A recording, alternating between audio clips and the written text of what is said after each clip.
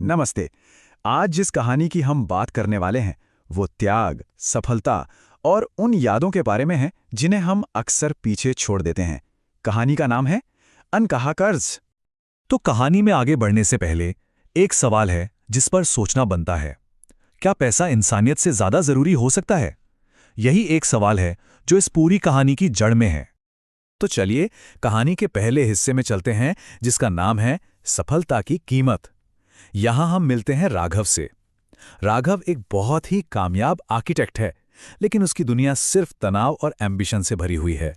तो जरा सोचिए, एक बड़ा सा आलीशान सा ऑफिस है, दीवारें पूरी कांच की हैं और बाहर तेज बारिश हो रही है। और इसी ठंडे बेजान से माहौल में राघव एक बहुत ही हाई स्टेक्स कॉल पर है। ये माहौल एक तरह से उसकी दिमागी हालत को ही दिखा रहा है। और फोन पर वो चिल्ला रहा है, मुझे कोई बहाना नहीं सुनना, वो कॉन्ट्रैक्ट आज ही साइन होना चाहिए, पैसे की फिक्र मत करो। बस ये एक लाइन ही काफी है उसके किरदार को समझने के लिए। घमंडी, बेहद स्ट्रेस्ड और जिसका पूरा फोकस सिर्फ और सिर्फ काम पर है।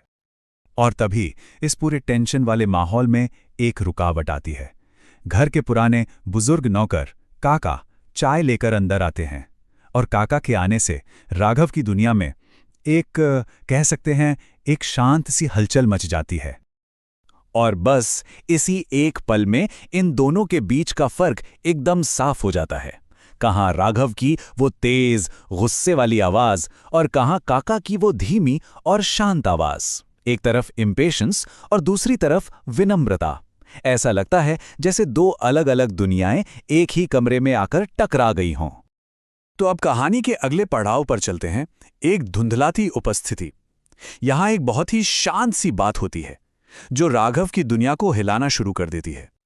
काका बहुत ही धीमी आवाज में कहते हैं, बबुआ, बस ये बताने आया था कि अब मैं गांव जा रहा हूं। शरीर अब साथ नहीं देता।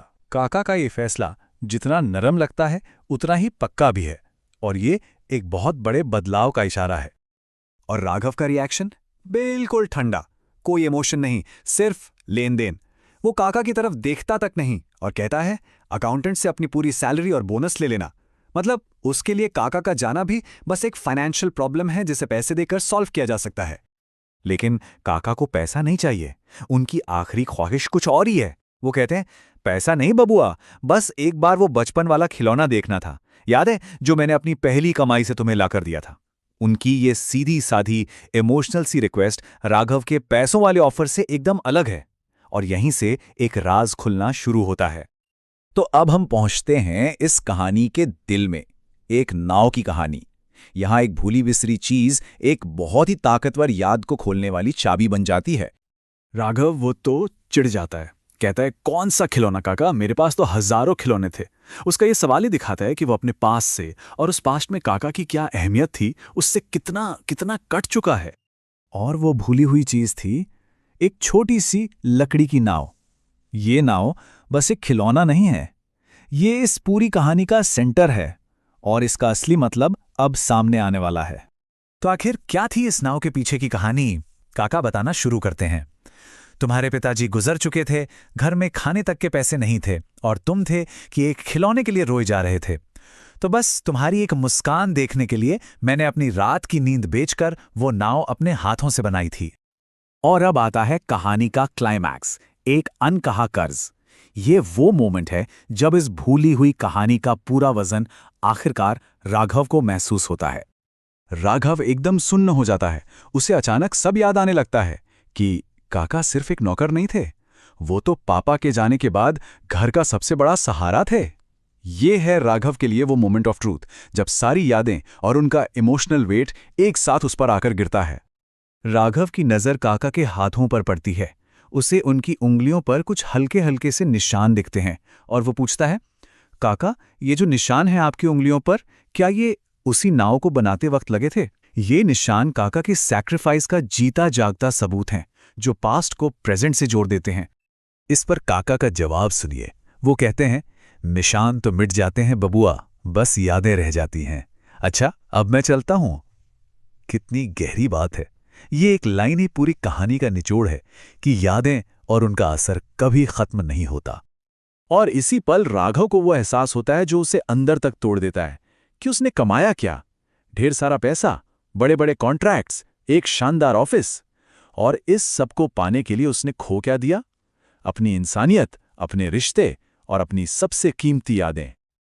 और अब कहानी अपने इमोशनल पीक पर है। राघव भाग कर जाता है, काका का हाथ पकड़ लेता है और गिड़गिड़ाता है, नहीं काका, अब गांव नहीं जाएंगे, ये घर आपका है। मैंने पैसे तो बहुत कमा लिए, पर मैं इंसानियत हार गया। वो जैसे सालों की अपनी गलती को एक पल में सुधार लेना चाहता है।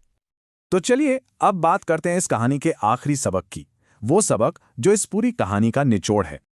कहानी की सीख बहुत सीधी और साफ है कि जो लोग हमारे मुश्किल वक्त में हमारे साथ खड़े होते हैं, उन्हें अपने अच्छे वक्त में कभी भी नौकर या बोझ नहीं समझना चाहिए।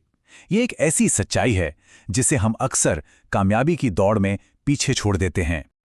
और इस कहानी को हम एक सवाल के साथ खत्म करते हैं, एक ऐसा सवाल जो सोचने पर मजबूर करता है कि हमारी अपनी जिंदगियों में वो अनकहा कर्ज क्या है?